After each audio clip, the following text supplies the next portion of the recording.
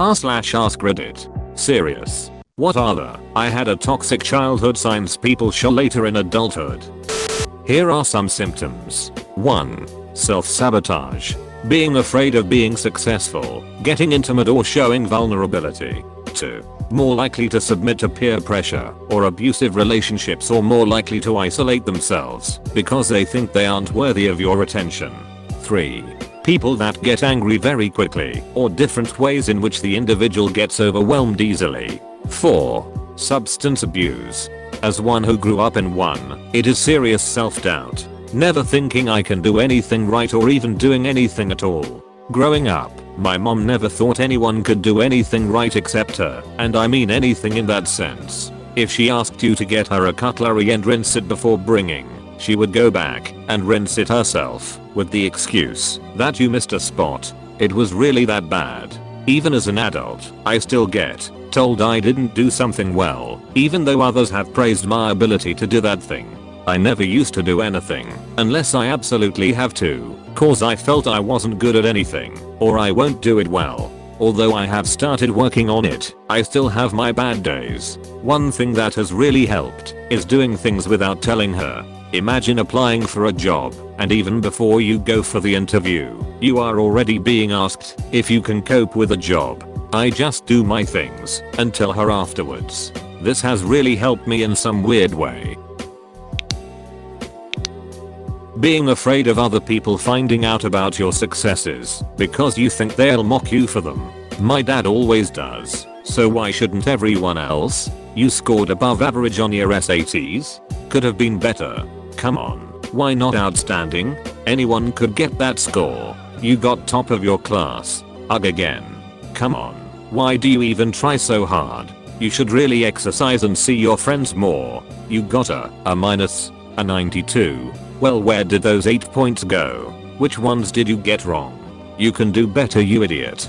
I was in grade 3 the first time my mum did that. In Australia we have NAPLAN, which is a test you do every second year or so in primary school and a bit of high school. I got 39 over 40, the best in the class, and I was so happy. I went home to tell my mum, and she yelled at me saying, where was that other point, and you have no right to be happy. You didn't get everything right. It's happened ever since, and I don't bring friends over because of how my parents yell at us and how aggressive my dad is. I don't want to be patronizing, but I've seen a couple of friends backfire badly from that kind of treatment once in college, and they realize they can't be perfect. They just kinda gave up and partied. If it's an ongoing situation, good luck powering through. You already know you, and you know what you value as an accomplishment.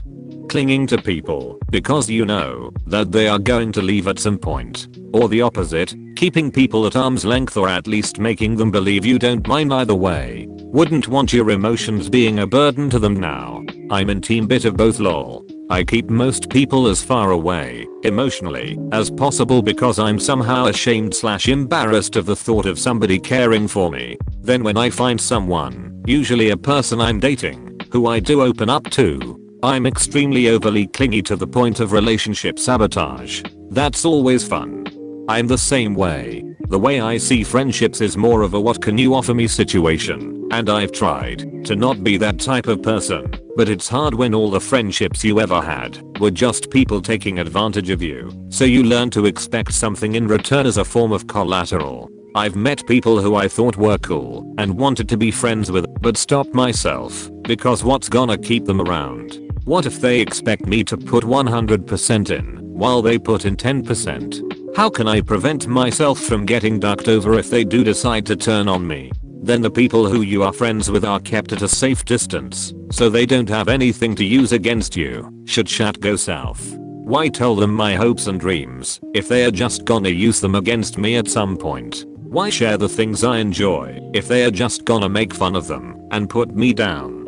Completely unable to set proper boundaries, extreme submissiveness, severely low self-esteem, anxiety and depression, hypervigilance, very sensitive to any sort of criticism, mental illness in general, very poor coping skills, taking responsibility for other people's emotions and behavior, being very sensitive to rejection and abandonment, It's even worse when you're aware of being these things and become paranoid. Someone will realize.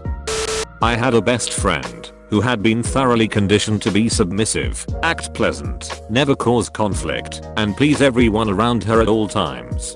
As a result, when something is said to her, her brain receives it and automatically generates whatever the person wants to hear as a result. I had been friends with her an embarrassingly long time before I finally connected all the dots and realized our closeness was manufactured, because whatever I said, she would reword and parrot back to me in agreement. It's crazy how good she is at intuitively picking up on conversational or social cues to embellish an opinion to make it seem like her own. For instance, we'd have long, in-depth talks about a movie or TV series we were both passionate about, only for me to find out later that she'd never seen it. If 5 people ask her to do something on the same day at the same time, she will say yes to all of them and then run herself ragged trying to be in 5 places at once and cry when she ultimately fails.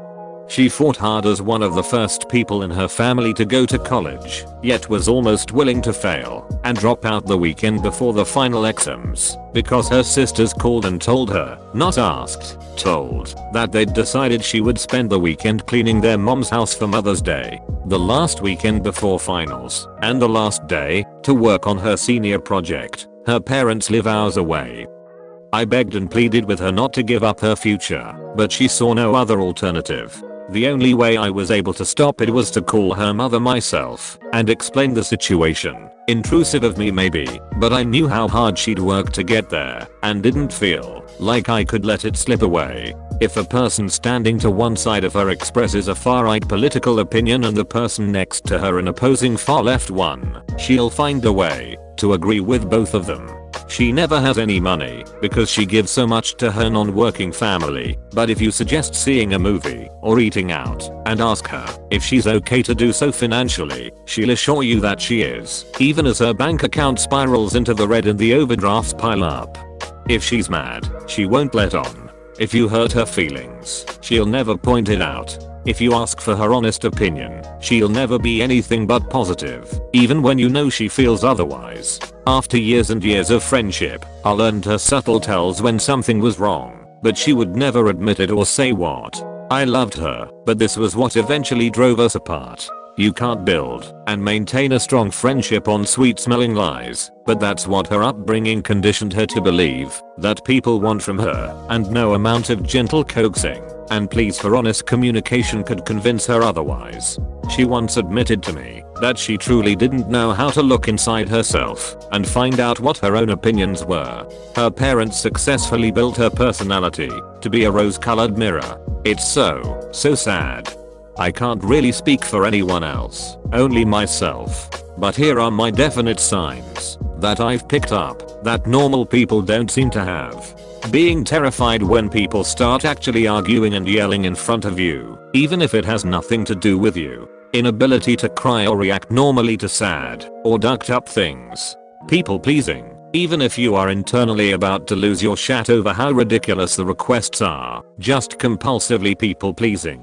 Obsessively giving 110% at work or when giving gifts because the attention feels like a drug. Eating disorder related shat. For me, it's binge eating, doing body checks in the mirror anytime I can, and comparing my body to everyone else's all the time. Making jokes at bad times. I have to laugh. If I'm not laughing I'm going to cry, and crying is bad. Persistent, internalized feelings of shame about who they are. Difficulties with maintaining relationships, either being too clingy and needy and burning people out, or the opposite, never being able to be close to someone. Swinging back and forth between the two is also a sign. Dissociation, not usually distinct other identities, but more like, often losing time, not realizing how you ended up somewhere, spacing out a lot, usually because something has triggered an upsetting memory. Emotional dysregulation, essentially, having unusual emotional responses to things. So, crying over something that isn't objectively sad, but brings up sad feelings for you, laughing or having no response to something really upsetting, etc. Not being able to access your feelings, to know how you feel about a situation you're in. Very low self-esteem / self-worth. distrust of others, as assumption that you are unlovable and will always be left behind. Constant tension, sore muscles from being physically tense, often jumpy, if they must sit within sight of an exit, and with their back to the wall, and still jump, or always seem to be watching everyone around them. Someone who survived a toxic childhood will often have a very different image of themselves than anyone else has. Someone who is pretty or average may believe that they are hideous. A kind, caring person will call themselves selfish, horrible, etc. They are also often very good at reading other people's feelings or emotions, and have strong inexplicable impressions of other people that are usually, not necessarily always, right.